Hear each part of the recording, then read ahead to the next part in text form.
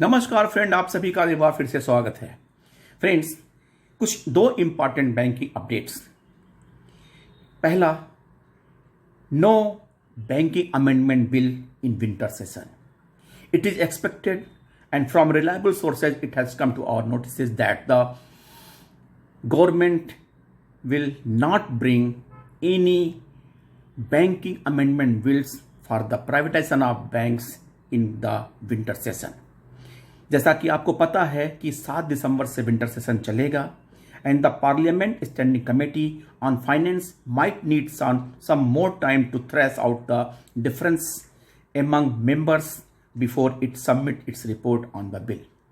Finance Minister Nirmala Sitharaman in her budget speech for 2021 had announced that 2 PSB and 1 state-run general insurer would be privatized, adding that bills would be introduced in parliament for this purpose. The voting rights cap of 10% for a non-government shareholder, irrespective of her shareholding among the key constants identified for the privatization of the PSB. The government will need to either amend or repeal the Banking Companies Acquisition and Transfer of Undertaking Acts 1970 and 1980, usually referred to as Nationalization Act, to remove the hurdle. In a break from the convention, the government has not listed a single key economic bill for the upcoming winter session of the parliament, even though it will take up the nearly 2 dozen bills during the short session. The session which will be held between December 7 and December 29, will have a total of 17 sittings. और जैसा कि पता है कि bank privatisation का तब तक नहीं संभव हो सकता जब तक कि बैंकिंग बिल में अमेंडमेंट ना किया सके।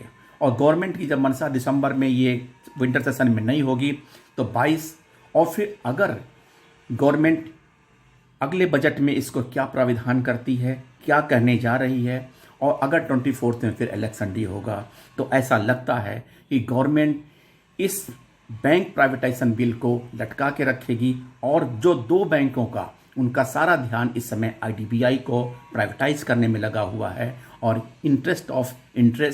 एक्सप्रेशन ऑफ इंटरेस्ट, जो ऐसा कहा जा रहा है कि आने के बाद 16 दिसंबर तक आईडीबीआई बैंक का प्राइवेटाइजेशन होने की पूर्ण संभावना है। लेकिन बचा दो दो बैंक पब्लिक सेक्टर बैंक के हैं, उनके प्राइवेटाइजेशन के लिए लग रहा है गवर्नमेंट का जो मंशा है वो इस पे थोड़ा स्लो हो गया है और संभवतः मुझे नहीं लगता है कि आने वाले दिनों में बैंक पब्लिक सेक्टर बैंकों का प्राइवेटाइजेशन करने जा रही है गवर्नमेंट। और दूसरा एक इम्पॉर्टेंट मुद्दा कि कल जब मॉनेटरी पॉलिसी डिक्लेयर हुआ उस समय जब पोस्ट सेशन में आरबीआई गवर्नर प्रेस कॉन्फ्रेंस में बात कर रहे थे तो जीटीबी के एक पत्रकार ने इस बात से पूछा कि क्या री केवाईसी के लिए बैंक में जाना जरूरी है, और गवर्नर के साथ साथ executive director of the RBI ने इस बात को कंफर्म किया कि री केवाईसी के लिए किसी भी कस्टमर को ब्रांच विजिट करने की जरूरत नहीं है। There is no need to visit the branch for re KYC.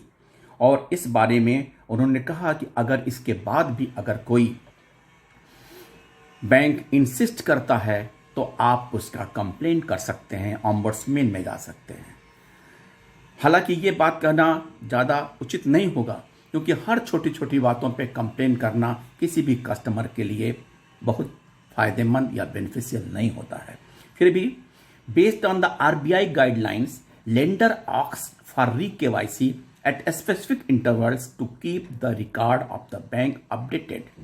If any of the personal or contact information has changed, customer can update the records through re-KYC.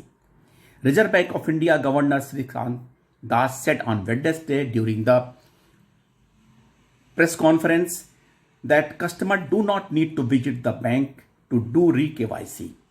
It can be done online except in cases where there is a change of address, the governor said, in answer to a query during the press conference after making the monetary policy announcement.